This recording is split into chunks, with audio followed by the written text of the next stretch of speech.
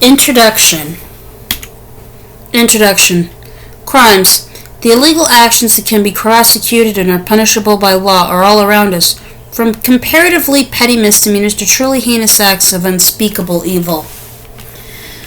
The perpetrators of these varied transgressions have long fascinated academics and the wider public, who have sought answers to questions about whether some people are more likely to commit crimes than others, and whether there are certain characteristics unique to criminals.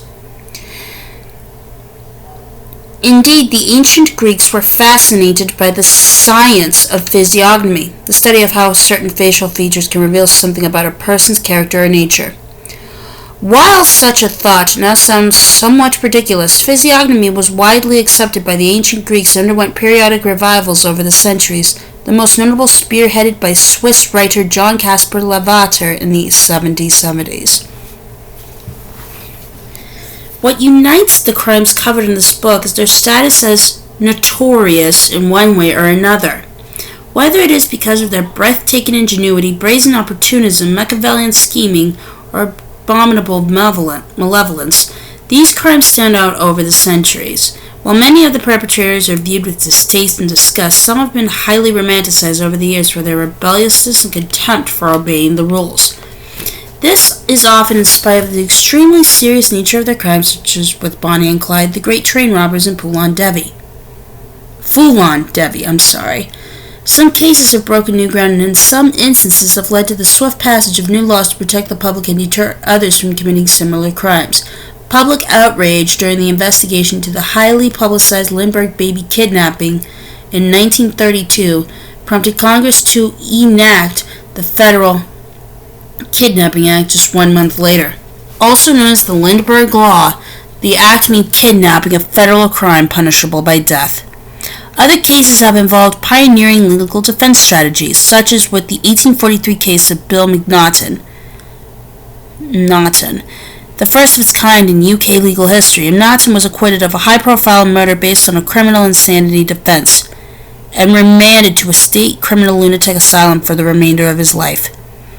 Laws are white cobwebs, which may catch small flies but let wasps and hornets break through. Jonathan Swift. Crime through the years. Throughout history, pivotal moments have brought new crimes to the fore. In the late 19th century, for example, lawlessness increased with the growth of towns and cities, in part because of a lack of official police forces to rein in outlaws and bring them to justice. One of those was the Wild West Jimsy James and his infamous James Younger gang, who became the first gang in the United States to rob trains and banks during daylight hours. During the Prohibition period in the United States from 1920 to 1933, organized crime proliferated when outfits such as Chicago's Sheldon Gang vied to become the major liquor suppliers in the city's southwest Irish Belt. The number of offenses in America increased so much during that time span that the International Association of Chiefs of Police began to compile crime statistics. This culminated in the release of the Uniform Crime Reports, the first published in January 1930, which were pulled together via a voluntary cooperative effect from local, county, and state law enforcement agencies. This became a vital tool to monitor the number and types of offenses committed across the U.S. It caught on and inspired law enforcement agencies in other countries around the world to follow suit. The ultimate transgression. When it comes to murder, it is invariably savage and disturbing. Whether an organized hit for hire, a crime of passion, or a wanton act of violence against a stranger, the act is final and tragic. History's first homicide is believed to have taken place some 430,000 years ago. However, it was only discovered in 2015 when archaeologists working in Atapuerca, Spain, pieced together the skull of a Neanderthal and found evidence that he or she had been bludgeoned to death and thrown down a cave shaft. There is an undeniable public fascination with serial killers, especially those where the culprit has never been caught.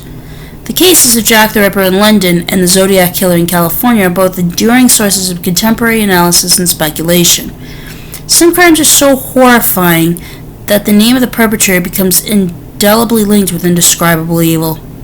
Ted Bundy, who committed the gruesome murders of dozens of young women in the 1970s in the Pacific Northwest, is a case in point.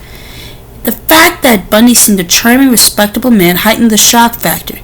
He didn't conform to a stereotypical version of a monstrous serial killer. He who commits injustice is ever made more wretched than he who suffers it. Plato. Villains and technology. The 1962 escape from Alcatraz Federal Penitentiary caused an international sensation. Investigators concluded that the fugitives died trying to make their way across San Fran Bay, but evidence unearthed in 2015 calls this into question. If such an escape were to happen today, a massive manhunt would be streamed live across the internet, making it more difficult for the criminals to get away. The technological improvements in the detection and solving of crimes such as DNA fingerprinting is accompanied by an increasing sophistication in the techniques criminals use to commit them and to evade capture. In 2011, Russian hacker Alexander Panin accessed confidential information from more than 50 million computers. In February 2016, hackers stole $81 million from the Central Bank of Bangladesh without even setting foot in the country. While criminal methods may have evolved over time, though, our fascination with crime and its perpetrators remains as strong as it ever has been.